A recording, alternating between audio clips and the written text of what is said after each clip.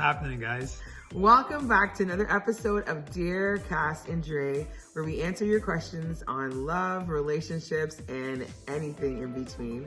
So our question for today is, how do you keep things fresh and fun after being together for a long time? So we've broken this down into 5 areas that have helped us, are still helping us, and we hope they help you as well. So number 1, you need to designate a time to spend with your spouse every week. This would be what people probably call traditionally as date night, or it could be date day. It doesn't necessarily have to be at night. And this is at least once a week where you focus just on the two of you and just focus on some fun things, talk about maybe your future, but do not talk about the bills, don't talk about the kids, chores, tasks that you need to get done. Like, don't talk about any of that stuff, or maybe what's going on like at work as far as like if it's stressful, whatever. This is just a time for you guys just to focus on one another and to have fun together. So a couple of those, we have a couple of ideas to share with you. One, you can cook or bake together, which me and Andre enjoy. We probably are more on the cooking side than the baking side, but it's kind of funny because we always argue about who is the chef and who's the sous chef. Chef over here. He's like, no, not about that, right?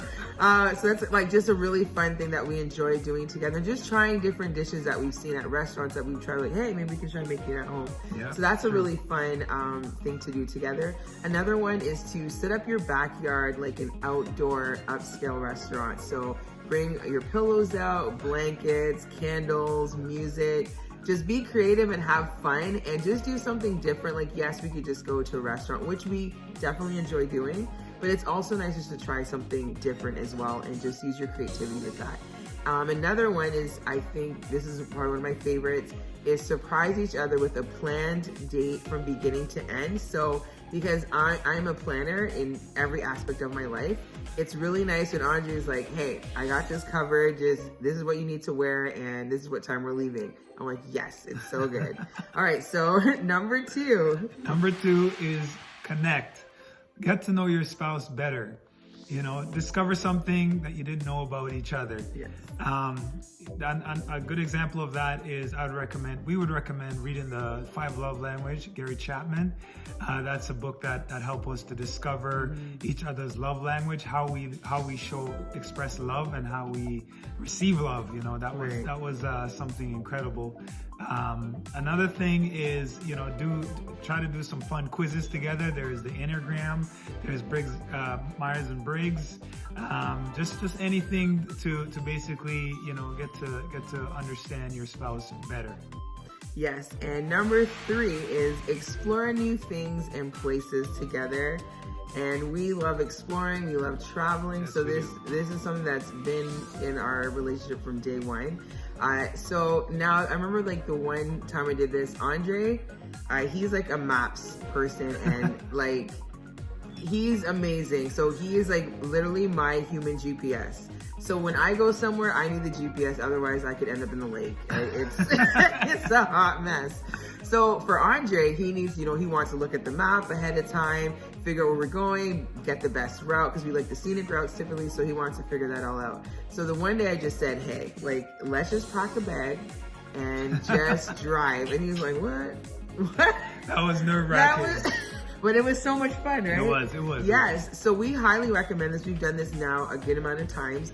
You're just gonna pack a bag and you're just gonna go away for a night. Who knows where you're gonna end up?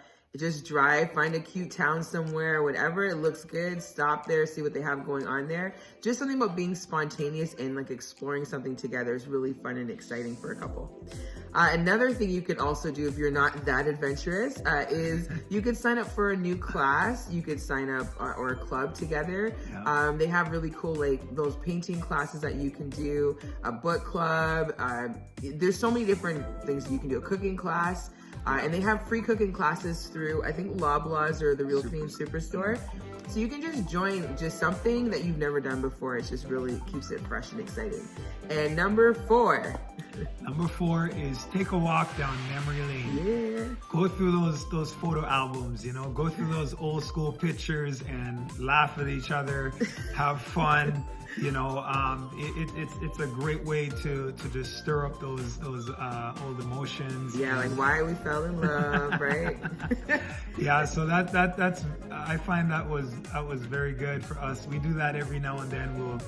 We'll crack open the photo album, we'll blow the dust off of it, and just look back at some amazing time that we had. Thank God we captured it on film.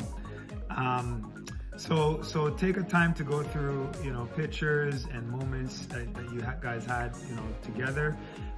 This would also be wedding videos, dating pictures, baby photos, you name it, that dream vacation, or that vacation that wasn't so good, Yeah, because we do not take ourselves too seriously. No. So we'll have to do a video of just like funny things that have happened to us on vacation, because that's like a whole other thing. But the important thing is you're together and just have fun. It doesn't have to be perfect, right? Yes.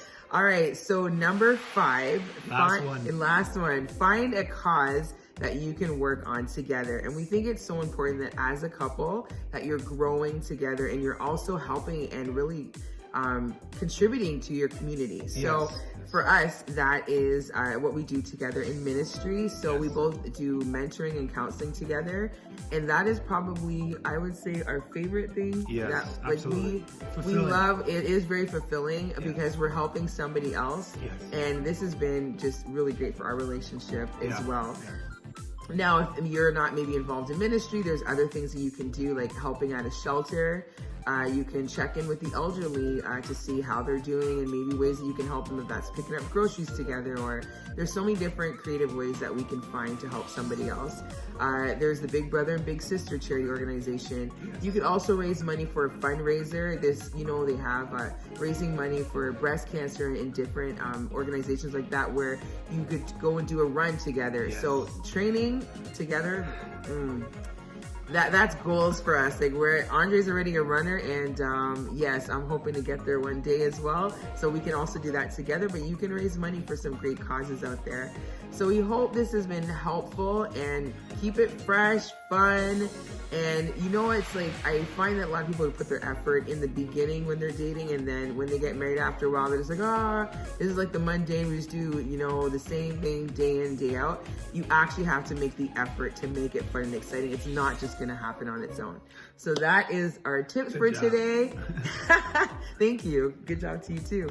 All right, so thank you guys for tuning in on another episode of Dear Cass and Dre. We hope to see you in future videos. Take care, have a good one. Bye.